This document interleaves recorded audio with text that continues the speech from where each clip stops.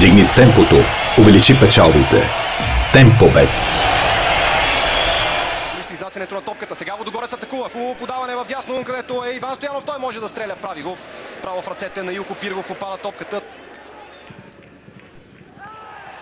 Има претенции за игра с ръка Георги Божилов. Интерес повторението. Ето го и него. Наистина топката се удари в ръката на Барт, но поне според мен трудно може да се отсъди такава дуспа. Минев. Какво ще измисли Йордан Минев? Топката стига до негов съотборник. Това е Михаил Александров и гол. Лудогорец побежда с 1-0 в 72-та минута.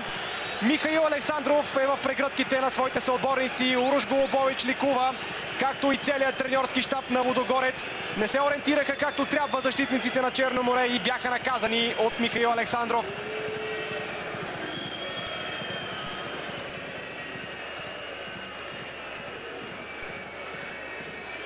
Сега ще видим подаването зад гърба на защитата от страна на Йордан Минев. Ето как се откъсна Михаил Александров. Закъсня да го покрие Росен Колев. И удара на Михаил Александров и на между краката на Илко Пиргов.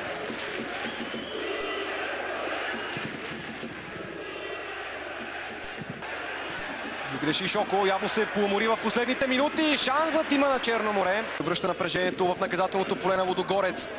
Възможност за домакините. Пада в наказателното поле футболист на Черно море. Дуспа обаче няма. Георги Кабаков остава безмолвен.